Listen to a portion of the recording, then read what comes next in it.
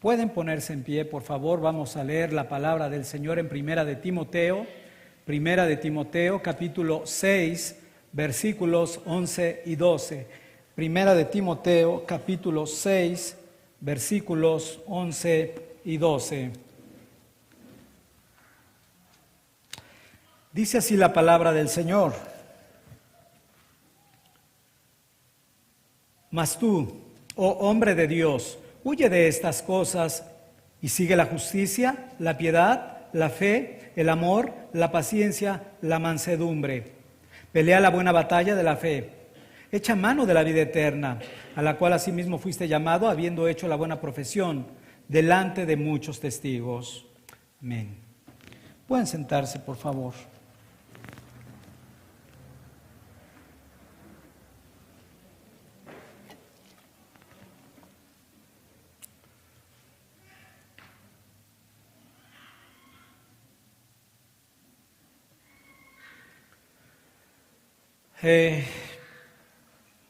Tengo que decir que cada vez queda menos para poder culminar esta epístola pastoral del apóstol Pablo a Timoteo, que nos ha enseñado en la manera en que nosotros nos debemos de conducir en la casa de Dios, que es la iglesia del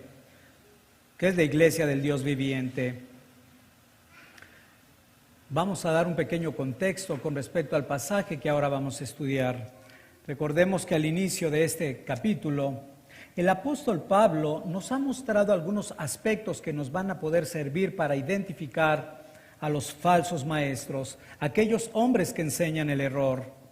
Estos hombres no se conforman con las sanas palabras del Señor Jesucristo y tampoco con la doctrina que es conforme a la piedad. ¿Recuerdas? Conforme a la piedad, porque produce de manera positiva un efecto en la conducta de los creyentes.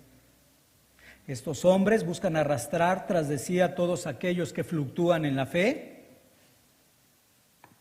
Y no solamente eso, estas enseñanzas, como lo pudimos estudiar en la última vez que estuvimos aquí, no producen piedad. Y en lugar de producir piedad, producen pecado. Dentro de ese pecado estaba la codicia, las envidias, las blasfemias, los pleitos y las malas sospechas.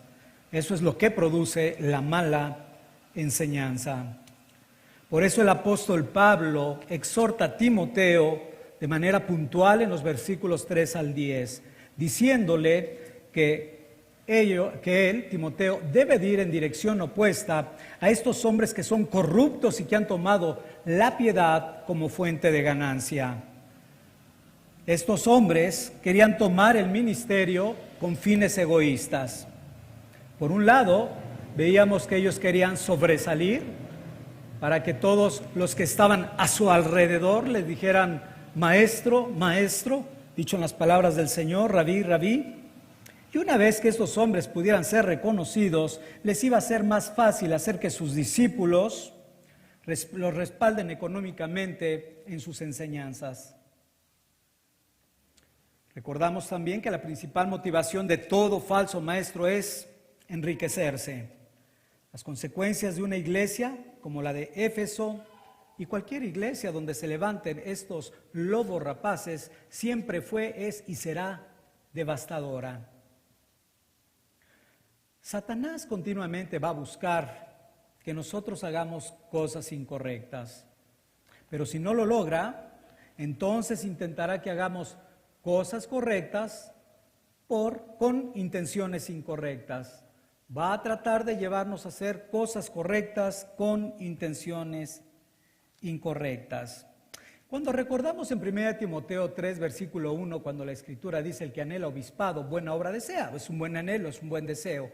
Pero la mala intención que estamos viendo en este texto es que algunos lo hacen para obtener cierta reputación y, por supuesto, también obtener ganancias deshonestas. Ahora, cuando decimos que Satanás siempre va a intentar llevarnos a hacer cosas correctas con intenciones incorrectas, no solamente lo va a hacer en el contexto de los falsos maestros, y esto nos debe de llevar también a entender nosotros un principio. No solamente este aspecto, sino no podemos nosotros buscar algo que pueda ser bueno por medios ilícitos.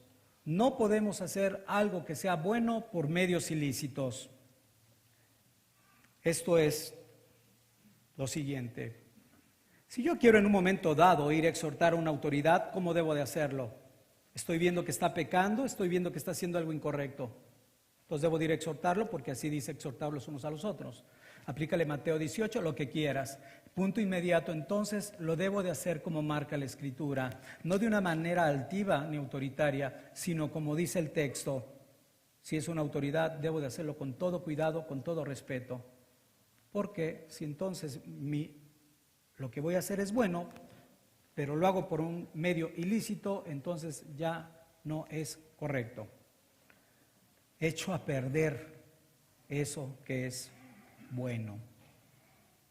Lo mismo si un esposo quiere hablar con su esposa en un momento dado, ¿verdad? Para darle una instrucción que es válida delante de Dios, ella se debe de someter, como dice la Escritura, pero si lo hace ásperamente, ya echó a perder esa exhortación. Entonces debemos de cuidar no solamente lo que vamos a hacer, sino la forma en que lo vamos a hacer.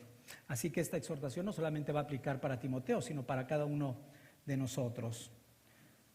Dice Pablo a Timoteo, pero gran ganancia es la piedad acompañada de contentamiento. ¿Y para qué? Timoteo evite tener todo tipo de codicia.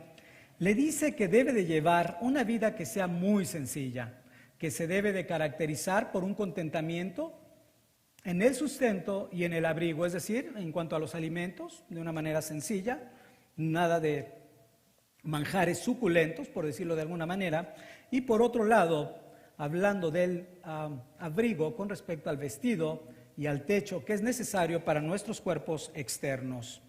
Entonces, con eso debe tener contentamiento no solamente Timoteo, sino todo ministro de Dios.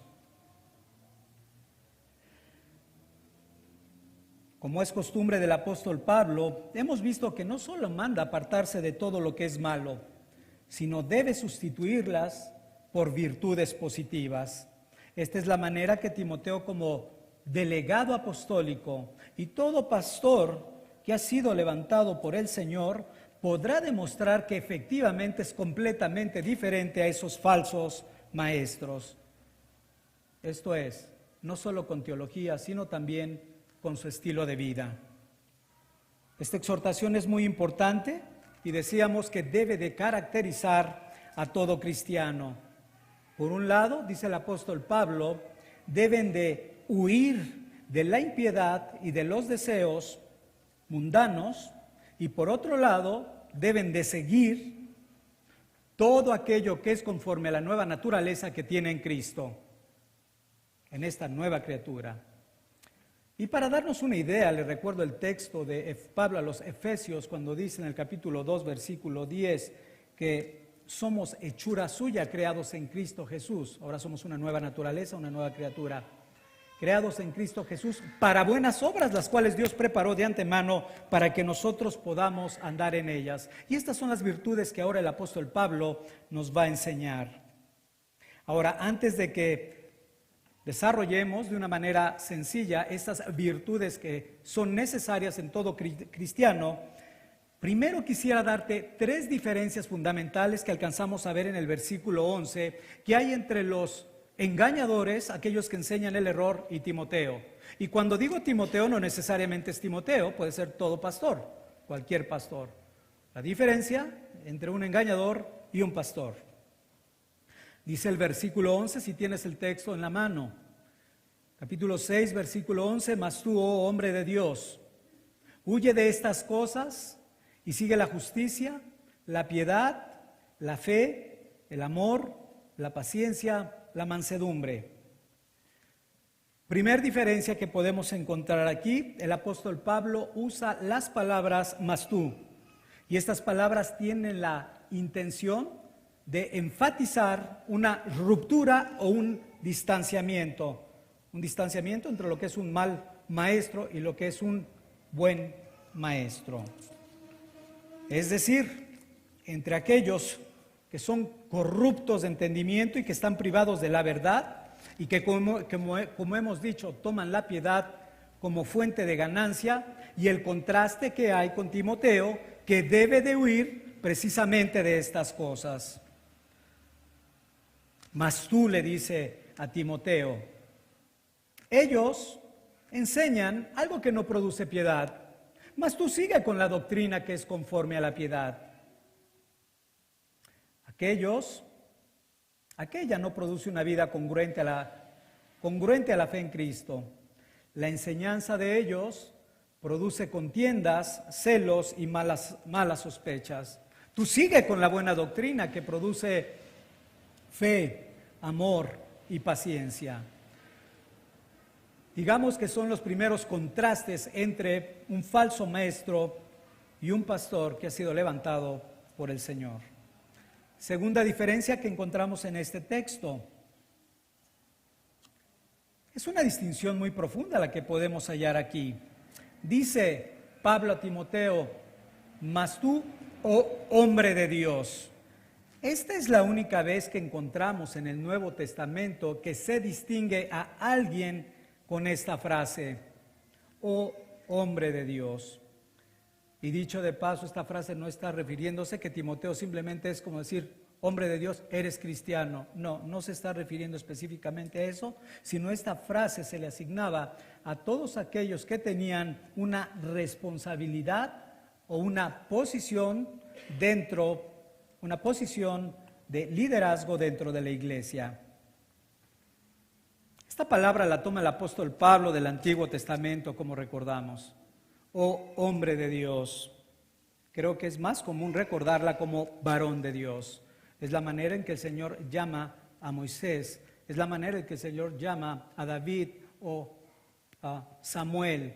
¿Qué decir también del profeta Elías? En diferentes textos podemos encontrar la manera en que el Señor les llama varón de Dios, y esto con el propósito de distinguirles que ellos guiaban y dirigían al pueblo de Israel. Vamos a ver uno de estos ejemplos en que se menciona de Moisés. Moisés en el capítulo 33, versículo 1, dice el texto, esta es la bendición con la cual bendijo Moisés, varón de Dios, a los hijos de Israel, antes que muriese. En primera de Samuel capítulo 9, más adelante, versículo 6, vemos la manera en que se refieren a Samuel. Esto en una charla que está llevando Saúl con su criado llamado Suf.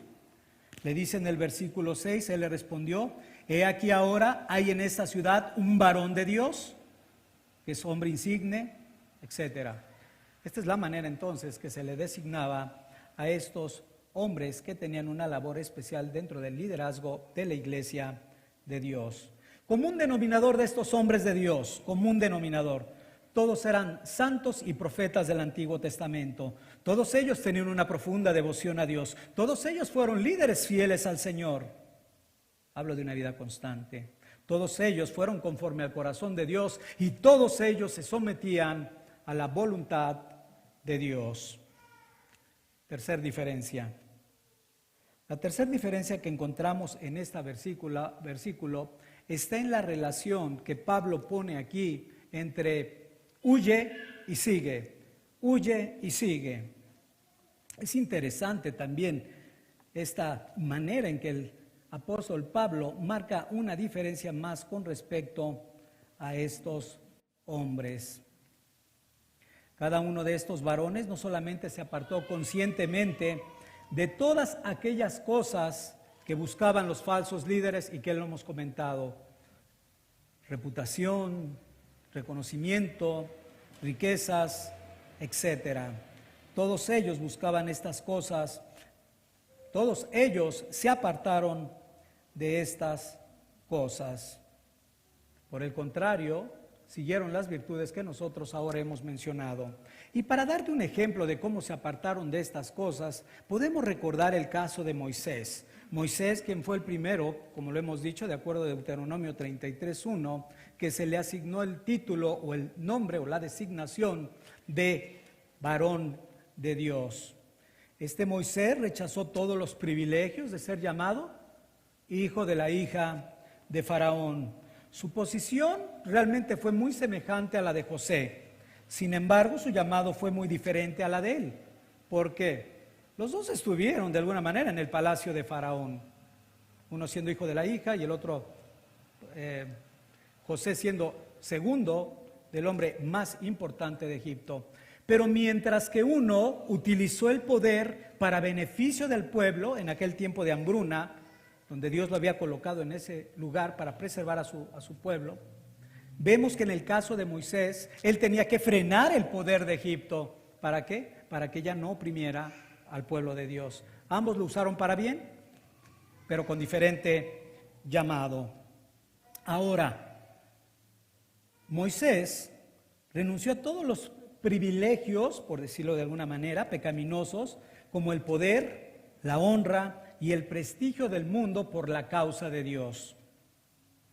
Él sabía que ganaría mucho más de lo que él iba a perder en este mundo. Y como dice Hebreos 11:26, porque tenía puesta su mirada en el galardón.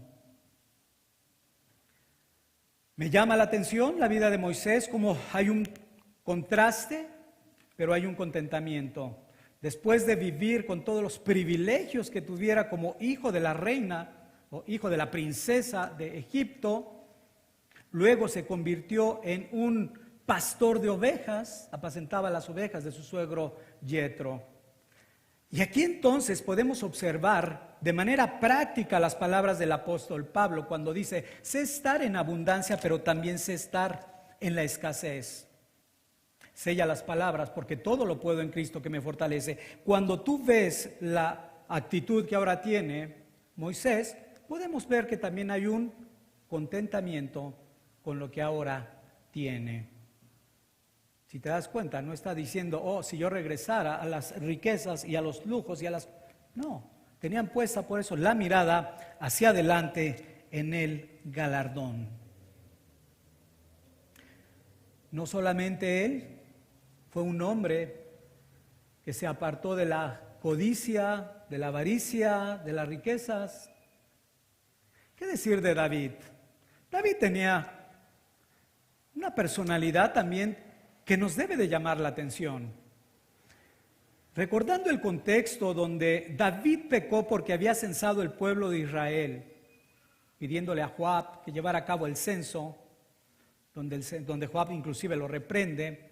Recordemos que el Señor le manda a que elija uno de los 3 castigos que debiera de recibir por haber pecado contra él. Es en ese contexto que el Señor manda de alguna manera ese juicio y empieza a haber una mortandad dentro del pueblo de Israel.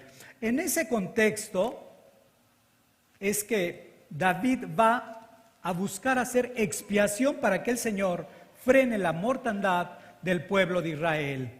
Así entonces, en 2 Samuel 24:24, se encuentra con un hombre de nombre Araúna. Dice el texto, y el rey dijo a Araúna, no, sino por precio te lo compraré, porque no ofreceré a Jehová mi Dios holocaustos que no me cueste nada. Entonces David compró la era y los bueyes por 50 siclos de plata. A pesar de que este hombre sabía que era el rey de Israel y que él podía darle esto para ofrecerle a Dios, era algo lícito, pero la reacción inmediata que a mí me llama mucho la atención y desde mi conversión me llamó la atención de David es, no ofreceré al Señor ofrenda sin que me cueste. Y ese texto atravesó mi propia vida. Estar en Cristo no significa dame, dame, dame. Significa más bienaventurado es dar, dar, dar. Eso sería lo que David era. Por eso repito las palabras de él. Señor, todo es tuyo y de lo que tú nos das, te damos. Era un hombre generoso. Antídoto para la codicia, la generosidad. Y David era un hombre sumamente generoso. Versículo 11 continúa hablando Pablo diciendo las 6 cualidades que constituyen una vida que responde a la gracia, que es obtenida por medio de la persona y la obra de Cristo. Las cualidades que constituyen a una persona. Aquí quiero hacer un pequeño paréntesis. Una y otra vez la Escritura nos instruye de diferentes características o virtudes que nosotros debemos de tener para crecer a la semejanza de Él, de nuestro Señor.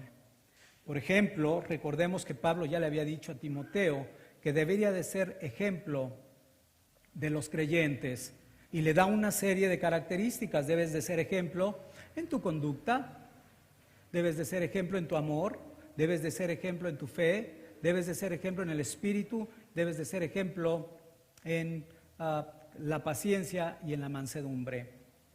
Le da una serie de características y virtudes. Ahora nuevamente, Pablo le dice a Timoteo estos aspectos que él debe de seguir desarrollando para ser un hombre de Dios. Como lo hemos dicho, la vida de un cristiano, para aquellos que puedan tener esta idea equivocada, no solamente consiste en no hagas esto, no hagas lo otro, lo que le llamamos mandamientos negativos, sino también consiste de hacer esto o hacer lo otro, lo que le llamamos mandamientos positivos. De esto el apóstol Pablo los utiliza de manera magistral en el capítulo 4 del libro de Efesios, cuando dice: y el que hurtaba, ya no hurte. Pero fíjate, si dijera el carácter de un cristiano es no hurtar, pues ya no robo. No, dice, sino trabaja y haz con tus manos lo que es bueno, a fin de que tengas que dar a los que tienen necesidad. La mentira, ya no mientas. No, pues ya no miento. No, espérame, no solo no mientas, la virtud positiva, sino habla verdad con tu prójimo. Y así cada uno de los mandamientos que vemos que desarrolla en el capítulo 4 de Efesios.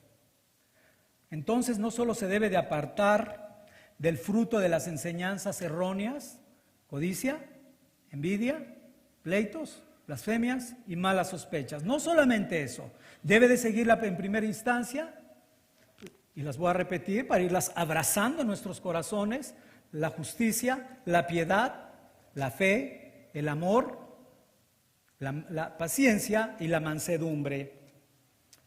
Y en primera instancia vamos a tomar la fe y el amor, porque constantemente el apóstol Pablo las menciona como una característica o un distintivo de todos los creyentes. No puede existir un solo creyente en esta tierra que no tenga estas dos virtudes. Así que vamos a empezar por ellas. De hecho, si recordamos, el apóstol Pablo, si no mal recuerdo, en el libro de Colosenses, toma también el amor, la fe y la esperanza, lo que conocemos como la tríada, tres aspectos que son esenciales en la vida de un cristiano. Es necesario entonces que todo verdadero creyente que haya puesto su confianza en Cristo ejercite estas virtudes, ya que por medio de ella vamos a ser limpiados del terrible pecado de la codicia. Todo lo que tiene que desarrollar para que sigamos mortificando ese pecado. Por eso debemos de poner atención. ¿Qué verdaderamente puede quitarnos la vida a nosotros? ¿Nos puede distraer en un momento dado de nuestro caminar cristiano? Primer virtud, el amor. El amor abarca, primeramente, el amor vertical hacia Dios, ¿no? Así lo dice el Señor Jesucristo, diciendo: amarás al Señor tu Dios con todo tu corazón, alma, fuerza, mente y ser. Ese es el primer y mayor mandamiento. Segundo mandamiento, vertical. Debemos amar a nuestro prójimo, ¿verdad? A nuestros hermanos, en primera instancia. Segundo mandamiento es similar a este: amarás a tu prójimo como a ti mismo. Pero también debemos amar a los incrédulos. Hay una compasión también por ellos. Todos tenemos familiares que no son convertidos y por supuesto hay un afecto natural en nuestros corazones. Por supuesto que amo a mi madre, aunque no es hoy en día creyente. Ese es el amor del cual está hablando. Ahora, interesante, una vez que yo pueda entender el amor que está describiendo como virtud, y básicamente ahora de manera horizontal, que sería el segundo gran mandamiento, podríamos establecer lo siguiente: amarás a tu prójimo como a ti mismo. Y entonces aplico lo que es la regla de oro. No hagas con otros como no te gustaría que hicieran contigo mismo. Entonces no vas a codiciar, no le vas a engañar, no le vas a defraudar, no vas a robar a tu prójimo. Esta es la aplicación del amor como virtud. La fe. Segunda virtud, la fe.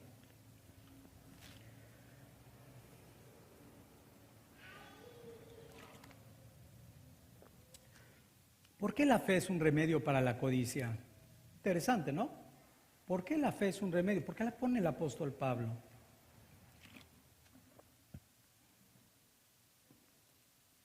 La fe es un remedio contra la codicia porque la incredulidad es el combustible que enciende el fuego de la codicia. La incredulidad es el fuego, es el combustible que enciende el fuego de la codicia. Me gustaría que abrieras la escritura en el libro de Hebreos, capítulo 13, versículo 5, porque ahí nos vamos a poder dar cuenta cómo el autor de Hebreos habla de la codicia en este texto. Hebreos 13:5 dice: sean vuestras costumbres sin avaricia, tema que estamos tratando ahorita con estas virtudes. Continúa diciendo: contentos con lo que tenéis ahora, porque Él dijo, no te desampararé ni te dejaré. Entonces vemos que en el contexto que está hablando de la avaricia, inmediatamente cita a Josué capítulo 1, donde en Josué capítulo 1 encontramos, no te dejaré ni te desampararé, es decir, te lleva a la confianza. Por eso es que ahora podemos entender cómo Pablo trae la fe en el contexto de la codicia. Tiene sentido que Pablo lo haga. Oye, no veo la palabra fe. No, te está diciendo que creas en el que dijo, no te dejaré ni te desampararé. Ahí se encuentra implícita la confianza en la promesa de Dios.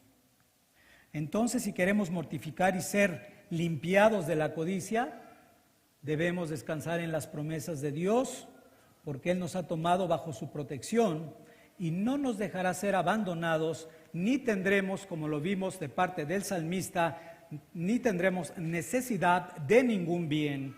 Ahora, si dice ningún bien, ya hemos visto a la luz de los textos anteriores que se refiere a todas nuestras necesidades que son básicas. Todas nuestras necesidades básicas.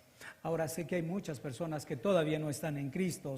Yo quisiera decirte a ti, si tú no estás en Cristo, no te engañes, ya que ninguno que practica la codicia o la avaricia puede ser llamado cristiano.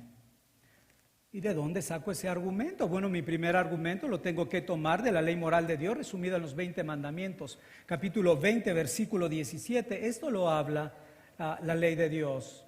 No codiciarás, me voy al término del versículo, cosa alguna de tu prójimo. Ahora estoy hablando del que practica tales cosas, como, en el caso de la codicia, no codiciar absolutamente nada de mi prójimo, o en el caso de la avaricia, ¿cómo lo describe Pablo a la iglesia de Éfeso en el capítulo 5, versículo 5, diciendo: porque sabéis esto, que ningún fornicario o inmundo o avaro, que es idólatra, tiene herencia en el reino de Cristo y de Dios. Es muy importante que atiendas estas exhortaciones si tú has practicado toda tu vida este pecado. Tanto la avaricia como la codicia son señales inequívocas de incredulidad. Alguien que codicia tener y tener y tener es porque no cree que Dios le va a responder en el momento que realmente lo necesite, con aquello que necesite.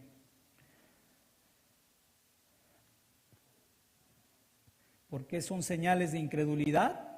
Porque tú no crees en el cuidado paternal, en el cuidado protector que Dios ha prometido. Porque tú no crees que no dejará de padecer, porque tú no crees que Él no va a dejar padecer de hambre al justo.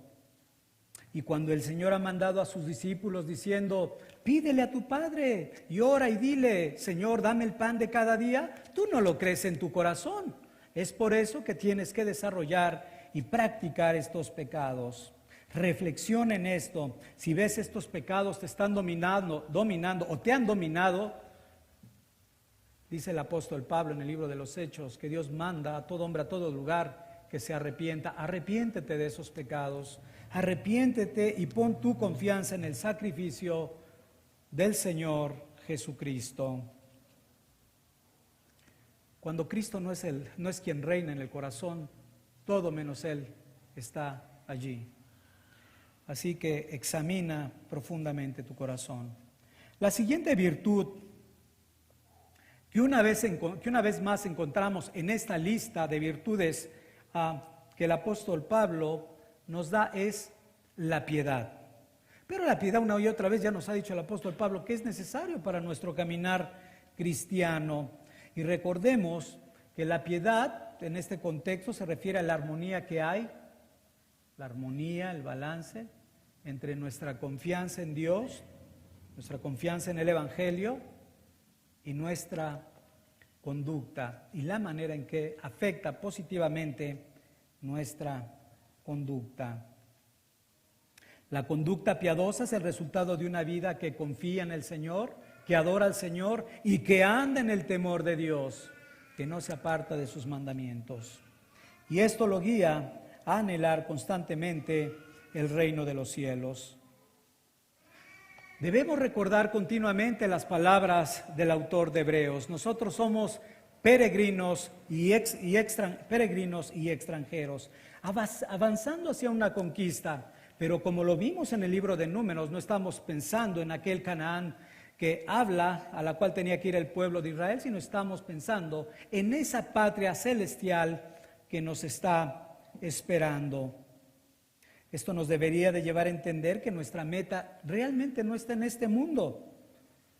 Y por el Espíritu de Dios debemos estar orando continuamente que nos guarde de los deseos de la carne. Si nosotros estamos mortificando continuamente por el Espíritu de Dios, ser librados de la codicia, de la avaricia, el Señor lo hará. Si alguien me dijera, es que no puedo, tienes que examinar tu profesión de fe, porque hay promesa de parte de Dios en el libro de Ezequiel capítulo 36, donde Él ha dicho que de todo ídolo nos limpiaría. Entre esos ídolos sí está la avaricia, pero también está la codicia. Así que el Señor lo ha prometido, el Señor te librará. El Señor Jesucristo dijo en Lucas 12:34, porque donde está vuestro corazón, allí está también, donde está vuestro tesoro, nuevamente lo invertí, donde está vuestro tesoro, allí estará también vuestro corazón. Ponte a pensar un poco, si nuestro corazón está en las cosas del cielo, donde está Cristo sentado a la diestra del Padre, ¿no acaso de manera natural nuestros deseos por tener cosas terrenales no disminuirían? Si nosotros empezamos a ejercitarnos y estar mirando las cosas que están arriba, donde está Cristo, naturalmente empezarían a disminuir. Y nos ayudaría a dejar de ser obsesionados por cosas inútiles que solamente pueden ayudarte, más bien, que solamente pueden estorbarte a buscar a Dios o a tener una mejor comunión con Él.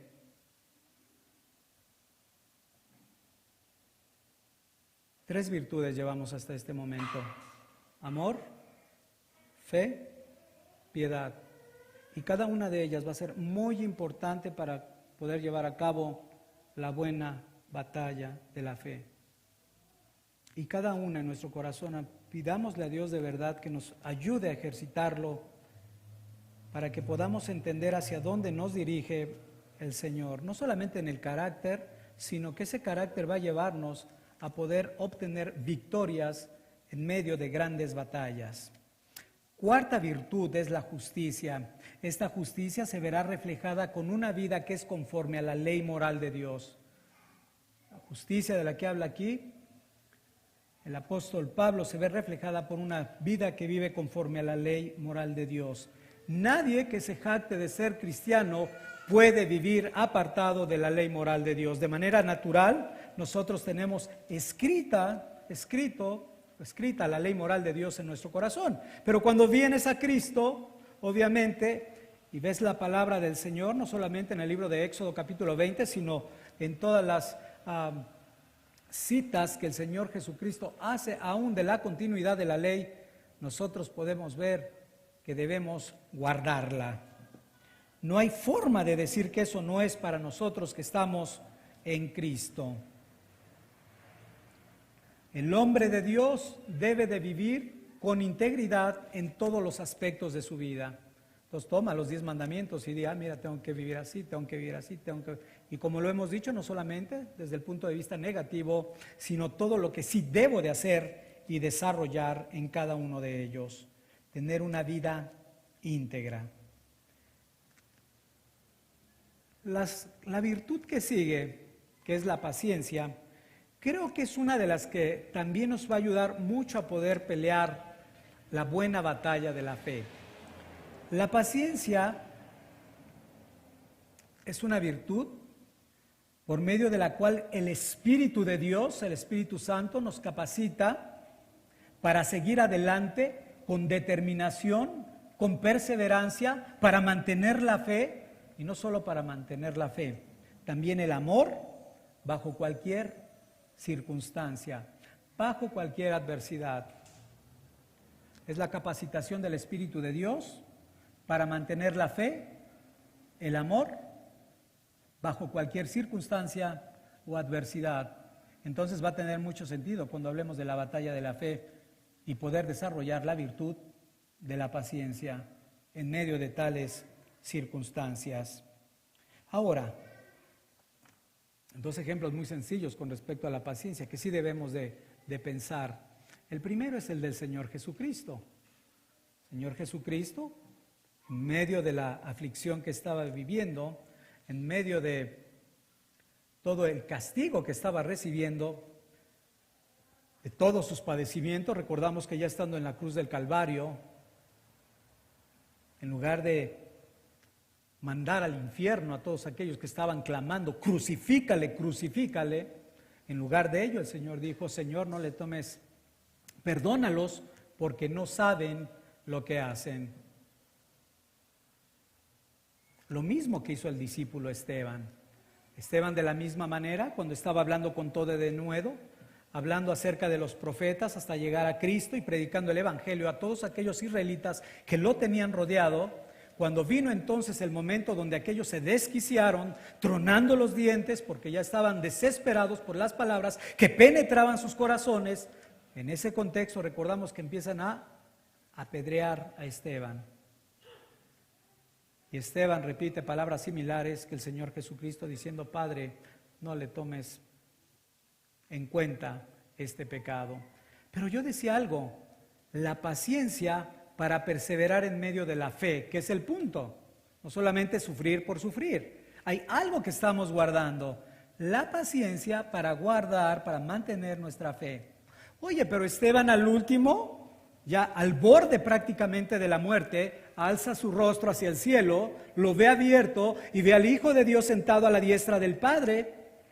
Y fue en ese momento que él clama. Es en ese momento que él pudo retener su fe hasta el final, en medio de que estaba siendo lapidado. Esta es la virtud de la paciencia. Paciencia que debemos de guardar independientemente cualquier circunstancia adversa que podamos vivir. Hoy si hablamos de adversidades realmente tendría que decir ¿cuál adversidad? Son cosas muy sencillas las que podemos experimentar, pero como coloquialmente se dice, a veces nos ahogamos en un vasito de agua. Este tipo de circunstancias son las que nos deben de animar a experimentar el tipo de cristianismo que se ha llevado a cabo a lo largo de la historia. No tan light el que llevamos nosotros. Ahora, esto es para que estemos preparados precisamente para cuando vengan esos momentos de dificultad, esos momentos adversos. La siguiente virtud que fue necesaria que también Timoteo abrazara y que iba a ser muy importante cuando hablara con los falsos maestros que ya estaban asentados dentro de la iglesia de Éfeso, es la mansedumbre. Porque no solamente Timoteo, sino también todo ministro del Evangelio debe de estar tratando de reconvenir a todos aquellos que se oponen a la verdad del Evangelio. Pero ¿cómo debemos hacerlo? ¿Cómo manda Pablo que lo haga con estos hombres? Hay dos formas. Una, si yo sigo las instrucciones de Judas, del apóstol Judas, cuando dice, que es necesario que contendamos ardientemente por la fe que ha sido dada una vez a los santos. Y hay que hacerlo así, cuando sea el momento, cuando sea necesario, con esa determinación, con esa firmeza. Pero no siempre es así. Y cuando digo así no significa que estamos siendo pusilánimes a la hora de compartir el Evangelio. Nunca hacemos eso. Lo que quiero decir es que habrá momentos donde tenemos que actuar con más mansedumbre, traducido de una manera más sencilla, con más gentileza. Muchas veces, inclusive con nuestros propios familiares, con los cuales a veces queremos actuar de una manera muy impulsiva. Si te están escuchando, debemos aprender a discernir cómo debemos actuar para así explicar o dar razones acerca de nuestra fe. Si los hombres se ponen como Himeneo y Alejandro, Timoteo los hubiera corrido. Pero si no se ponen así, sino se ponen mansos, se ponen también humildes, los otros falsos maestros, entonces Timoteo no tiene por qué ponerse rígido. Hay una manera de hablar gentil. Oye, están haciendo esto mal, pero deben de dejar eso. Oye, pero no tenemos problema. Estábamos siguiendo a aquellos líderes falsos. Ok, pues ya entendiste, sí. Perdón, ¿no? Se expone un perdón. Y entonces se puede tratar también con toda gentileza. Dice el apóstol Pablo en la segunda carta, por si quizás Dios también les conceda a ellos el arrepentimiento. Una vez entonces que Pablo nos ha dicho que debemos huir de toda codicia, debemos huir del amor al dinero, y ya nos ha dicho porque hunde a los hombres en destrucción y en perdición. Más adelante en el contexto del versículo 10, de raíz de todos los males es el amor al dinero, también veíamos que es como una trampa que te agarra y luego ya no te deja libre. Entonces debemos huir de estos pecados y al mismo tiempo, como lo hemos dicho hasta este momento, seguir la justicia, la piedad, el amor, la fe, la paciencia y la mansedumbre, gentileza. Por eso te decía que similar a como había dicho antes a Timoteo, que es ejemplo de los creyentes dando virtudes, ahora nuevamente Timoteo como hombre de Dios debe desarrollar estas virtudes. Pero no solo Timoteo. Todo pastor debe desarrollar primeramente esas virtudes.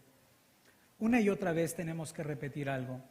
En la medida que nosotros podamos entenderlas, asimilarlas y ejercerlas, es en la manera también que la grey de Dios va a imitar esa conducta y la va a desarrollar. Entonces, fue para Timoteo, fue para nosotros y es para ustedes. Tiene aplicación para todos nosotros. Yo decía que esto no es nada más para tener una buena lista de algunas virtudes que nos van a hacer que nos veamos como con apariencia de mejor piedad. No, estas características de virtud nos van a ayudar para poder ser unos verdaderos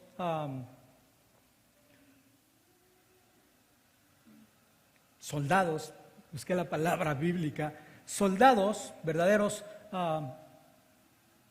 hombres de batalla en el Señor. ¿Por qué digo esto? Porque Pablo continúa diciendo en el versículo 12,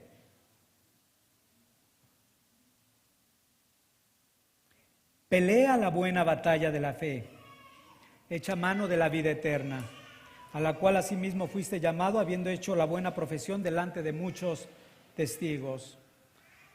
Esto va a ser de alguna manera el poder ejercitar todas esas virtudes ya en el campo de batalla. Dice Pablo, pelea. Este verbo que viene o que tiene su significado del griego, de la palabra agonizamai, que significa agoniza, es decir, pelea al punto de morir, al punto de morir. Y esta se usaba en los contextos militares y deportivos, y este punto también aplícalo en tu corazón.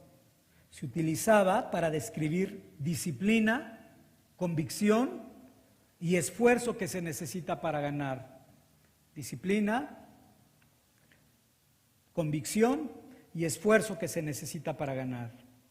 Esta palabra pelea nos muestra o no refleja la preocupación que tenía el apóstol Pablo, ya que la fe, de acuerdo a lo que dice Pablo, no está exenta de ningún conflicto, de ninguna persecución.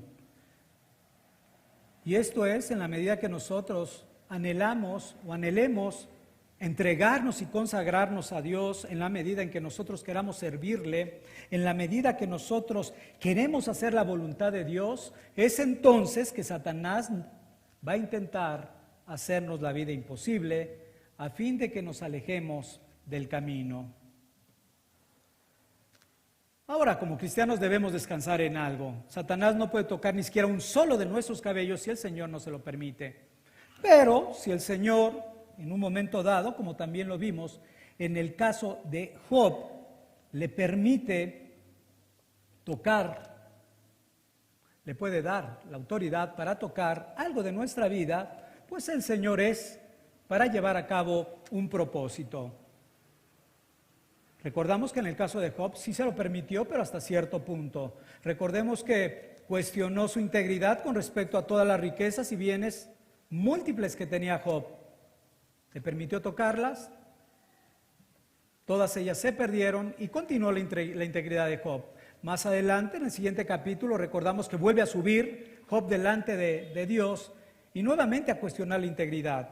Y ahora le dice, está bien, tócale a él, pero no toque su vida. Hasta ahí es donde Satanás va a poder actuar en un momento dado que el Señor le permita con los creyentes.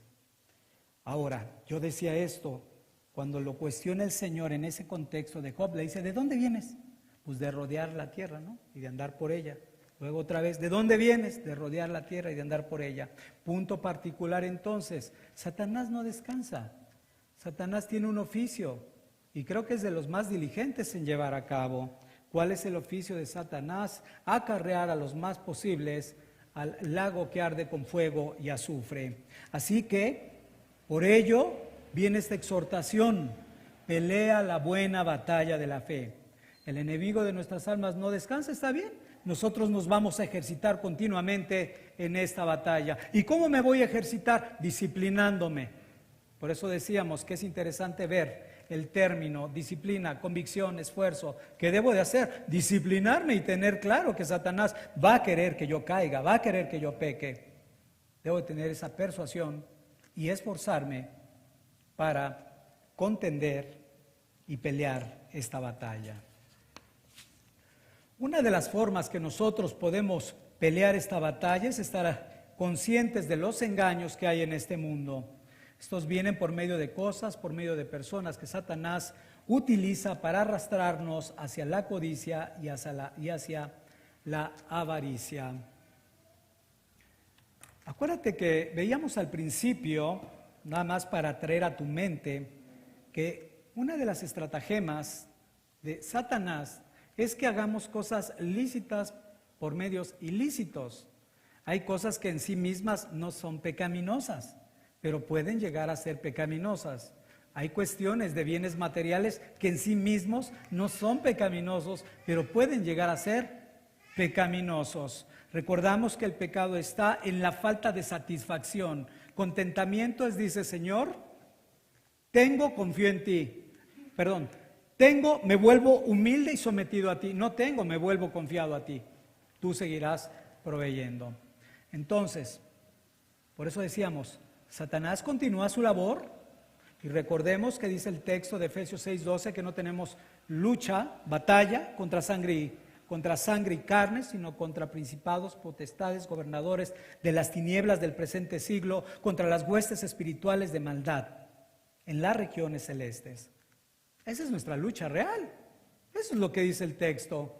Y luego Satanás anda como león rugiente buscando a quien devorar. Por eso debemos estar apercibidos la lucha que estamos librando. Ahora, Pablo no solamente nos está advirtiendo acerca de nuestros enemigos, sino también ya nos ha instruido una y otra vez la manera en que debemos de luchar. Primero, en el libro de Efesios, capítulo 6, donde él nos dice que debemos de tomar la armadura de Dios. ¿Te acuerdas?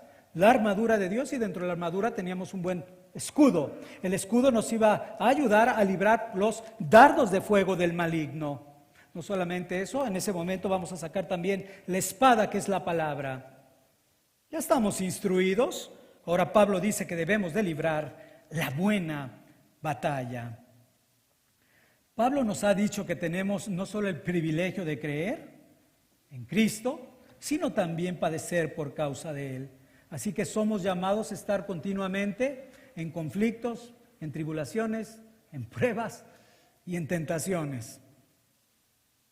¿Por qué tenemos que recordar esto? Para que cuando nos ocurra no nos espantemos, sino más bien recordemos las palabras del apóstol Pedro diciendo en 1 de Pedro 4:12: amados, no os sorprendáis del fuego de prueba que se os ha sobrevenido, como si alguna cosa extraña os aconteciera. No debemos de caer en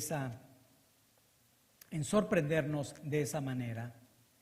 Cuando venga la tentación, cuando venga la prueba, no debemos de fluctuar en cuanto a nuestra fe. ¿Qué debemos hacer? Debemos seguir adelante. Ha llegado el momento de luchar y de permanecer firmes en nuestra fe. De aquí la importancia, como lo habíamos dicho, de la paciencia.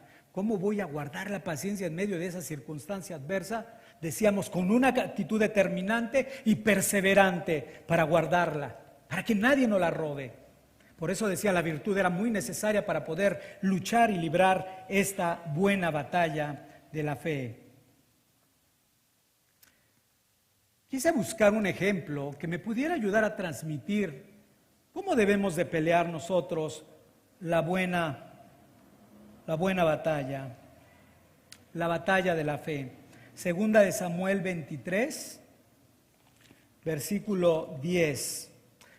Dice el texto: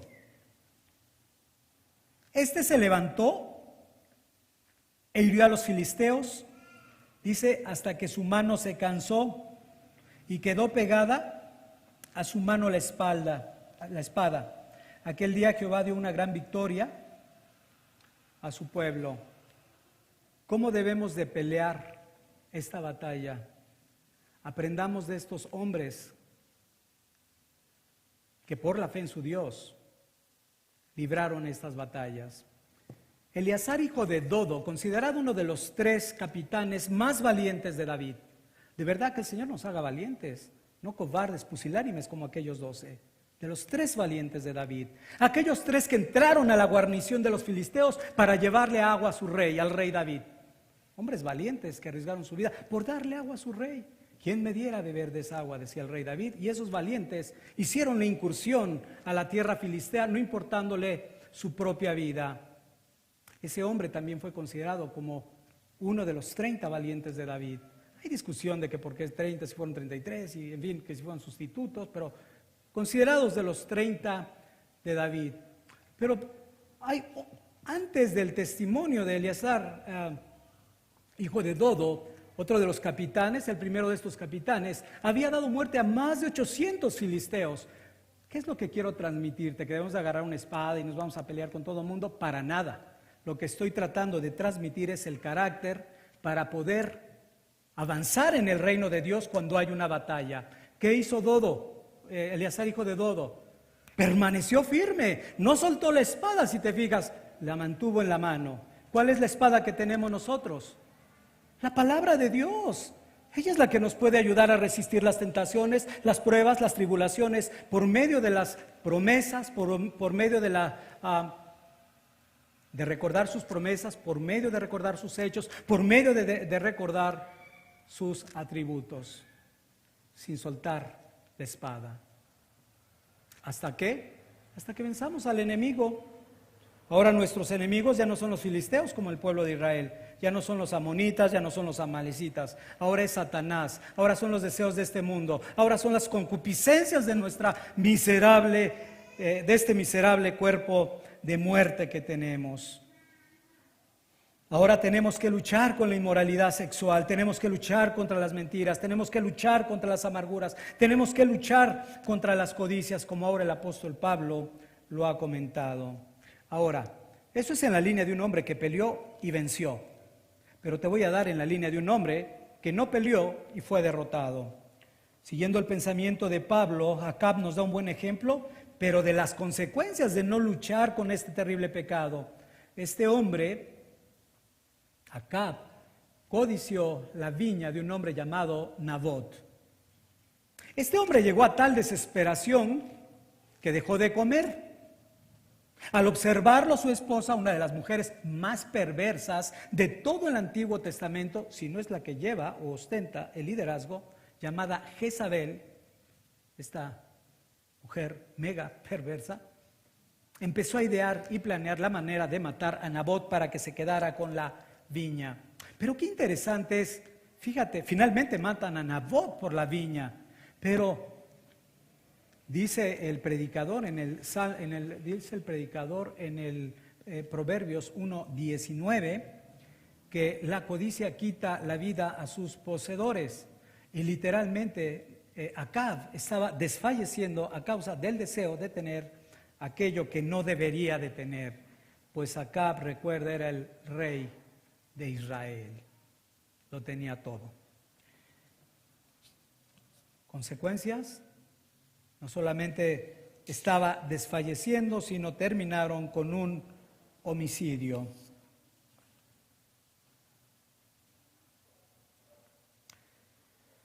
En esta tarde deberías de examinar tu corazón. ¿Qué es lo que codicias tú que no te deja ir a Cristo? Pero si estás en Cristo, ¿qué es lo que entonces a ti no te permite poder tener una mejor relación, una mejor comunicación con el Señor? Ahora Pablo sabe que Timoteo es joven, que Timoteo es débil, es enfermizo y que a veces le da miedo, ¿no? Que a veces tiene temor. Entonces es necesario que Pablo anime a Timoteo de una manera sabia. Y le dice Pablo a Timoteo, pelea la buena batalla. Ya habíamos hablado el término bueno en una o algunas ocasiones, y de la que tengo en la mente es cuando hablamos de el que anhela obispado, buena obra desea. Y decíamos que bueno implicaba que era algo noble, algo virtuoso o algo excelente. Ese es el tipo de batalla que nos ha correspondido hoy en día pelear a nosotros. Esa es la buena batalla. Esta batalla no es incierta, como el Pablo les escribe a los corintios diciéndoles, no peleamos como quien golpea al aire, 1 Corintios 9:26, no peleamos como quien golpea al aire. ¿Qué quiere decir Pablo? Que no estamos simplemente peleando por pelear sin algún objetivo determinado. Ahora, considera esto. Cuando nosotros pensamos en aquellos ejércitos de cualquier país, de cualquier lugar, esos hombres no dudan en un momento dado a pelear, a pesar de que para ellos sí hay una incertidumbre. Ellos no saben si van a ganar, si van a perder, y además ellos no saben si van a poder en un momento dado vivir. Ellos están inclusive dispuestos a perder su vida. Estamos hablando de la mejor batalla, la más virtuosa, la más noble, la más excelsa batalla. ¿No acaso entonces aquellos que nos llamamos hijos de Dios debemos de ser más valientes que estos hombres? ¿No debería de ser esa nuestra reflexión? Y tú me dices, bueno, ¿y cuál sería el fundamento? Solo hay un fundamento y sigue siendo el mismo. El fundamento está firme y se llama Cristo. Por cuanto Cristo es nuestra cabeza, por cuanto Cristo es nuestro capitán y por cuanto Cristo es nuestro estandarte, por cuanto Cristo va delante de nosotros. Nosotros debemos pelear la buena batalla.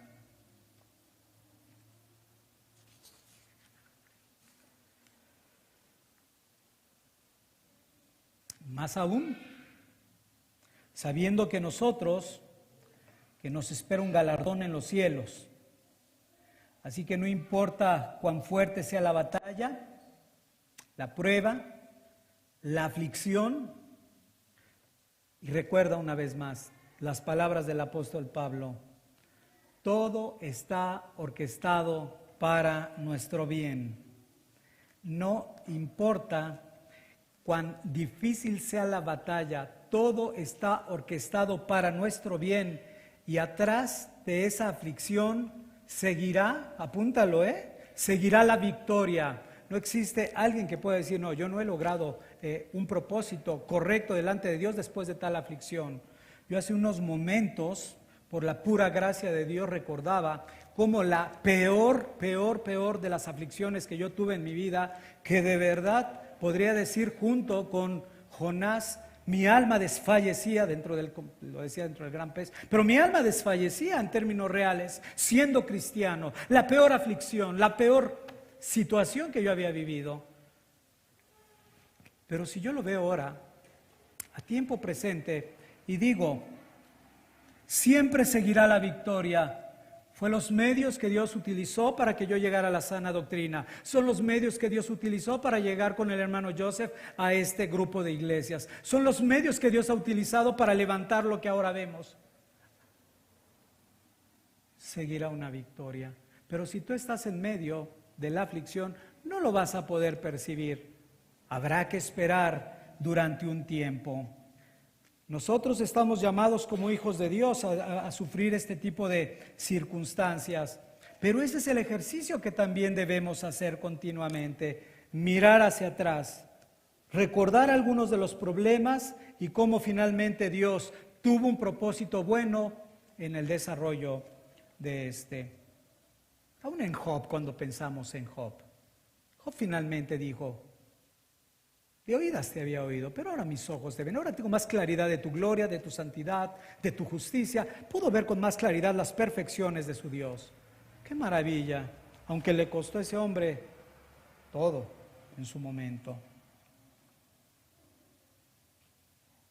Y decía también que si queremos combinar de la manera más perfecta con un hombre de Dios lo que es la providencia y las aflicciones, creo que se llama José. José, el hijo de Jacob.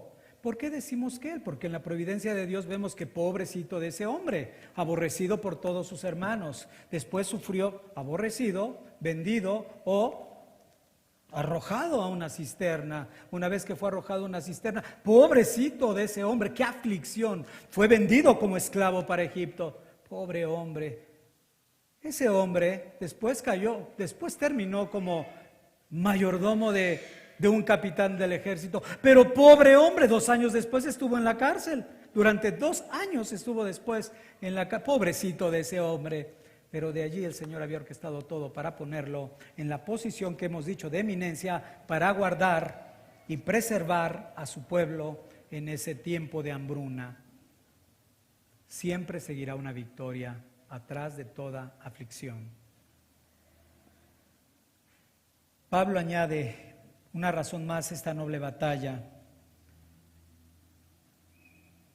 Y él dice que no son cosas corruptibles como el oro, como la plata, sino es la herencia inmarcesible, reservada en los cielos, que es la vida eterna. Como Pablo le está mandando a echar mano de la vida eterna, cuando Pablo le manda o le dice echa mano de la vida eterna, ¿qué trae en mente? Decíamos, en la medida que nosotros permanezcamos mirando las cosas de arriba donde está Cristo y este crucificado, en la medida que Él persevere mirando el galardón, en la medida que Él vea lo que es el galardón que tiene en la vida eterna, entonces Timoteo no va a frenar porque él sabe hacia dónde se dirige. Pablo le está diciendo, no te detengas, pase lo que pase, sigue adelante. Sigue con el camino hacia donde vas. ¿Cuál es el camino? Está diciendo, no está aquí tu camino. No te vas a quedar eternamente en Éfeso. No te van a poner ahí tu sepulcro. Tú vas a estar eternamente en la presencia de Dios. Y es a donde lo quiere llevar Pablo. Algún día estarás en la presencia de Dios. Así que anímate para pelear la buena batalla de la fe, Timoteo. Hay buenas razones espirituales para no menguar, para no tener miedo.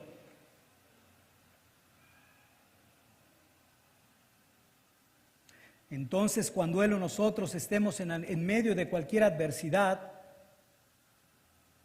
como yo lo decía hace unos momentos, como Jonás cuando estuvo ahí en el vientre del gran pez,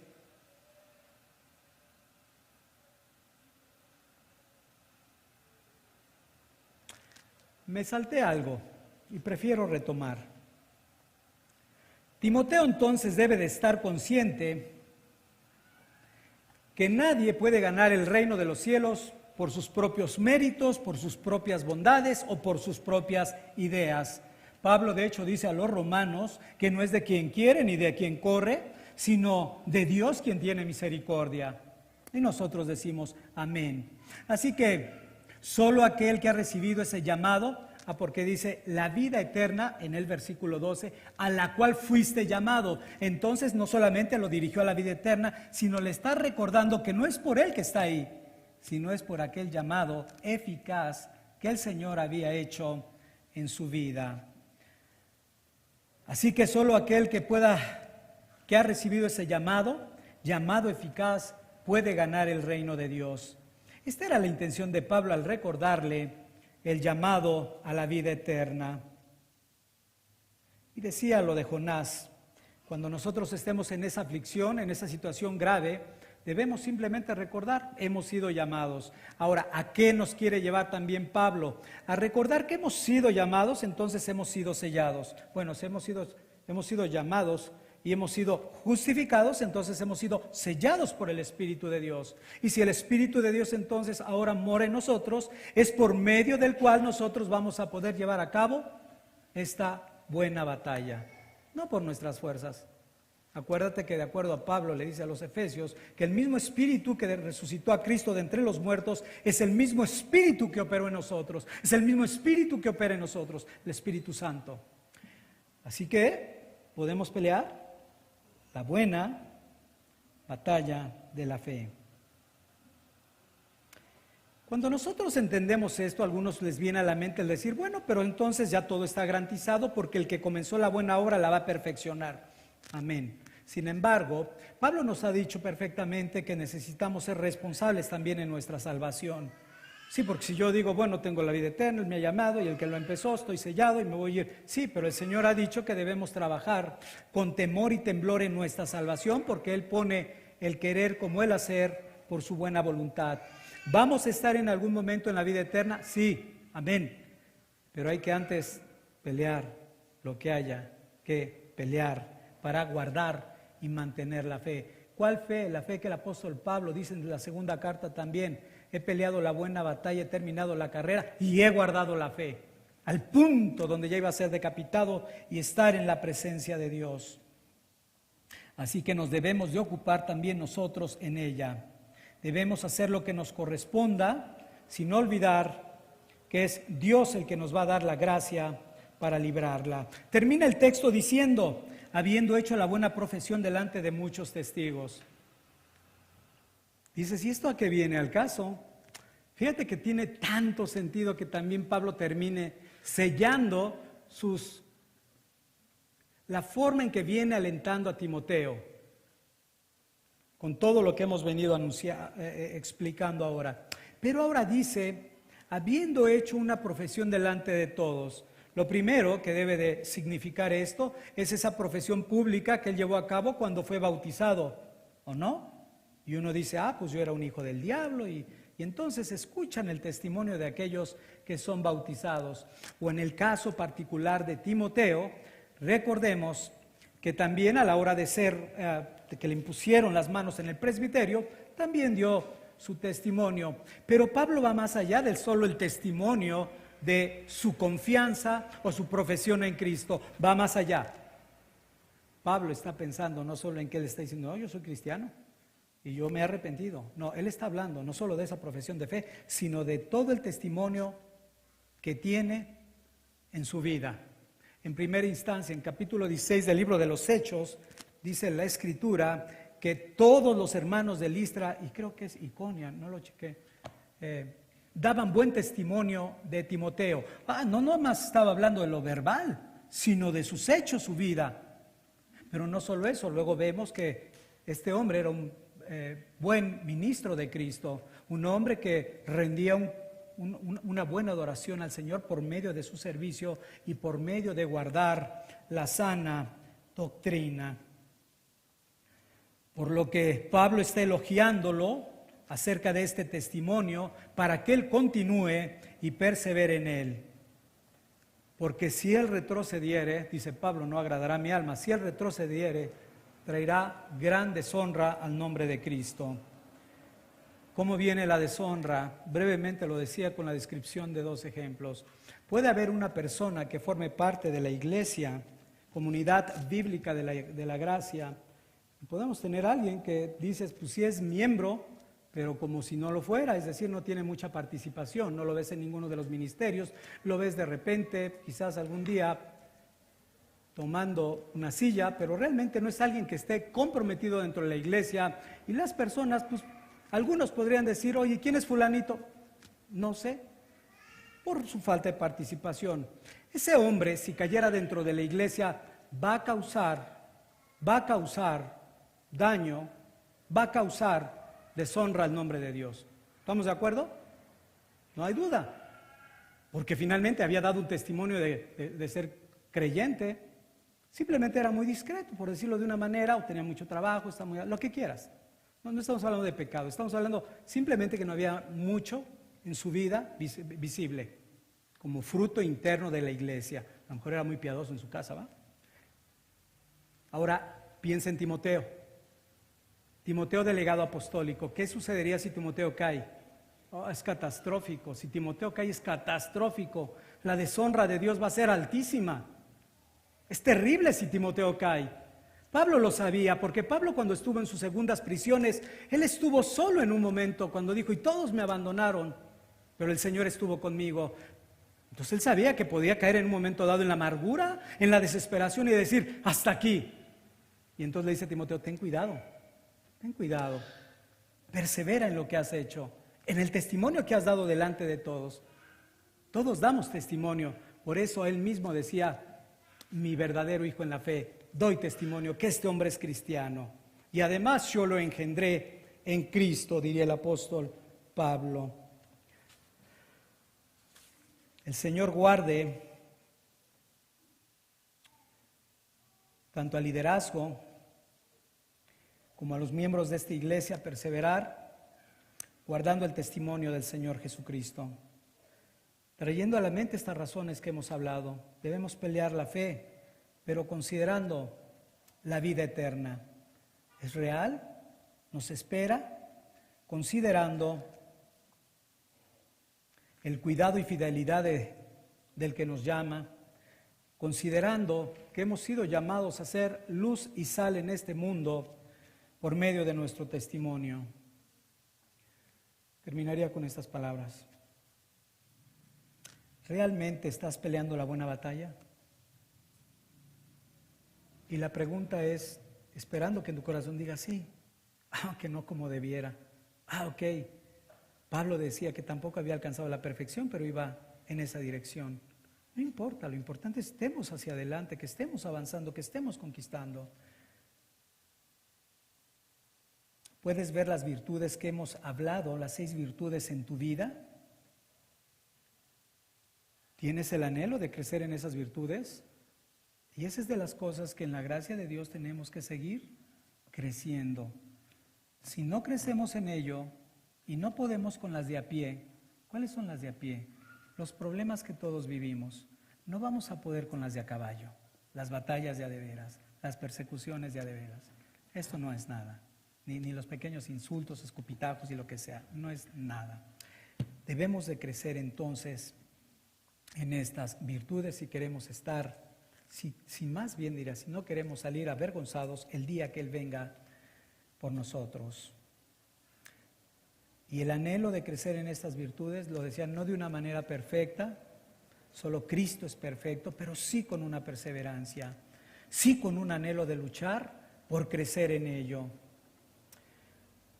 El Espíritu Santo utiliza la Santa Cena que ahora vamos a participar para fortalecernos, para ayudarnos a crecer en estas virtudes y que podamos seguir peleando la buena batalla de la fe.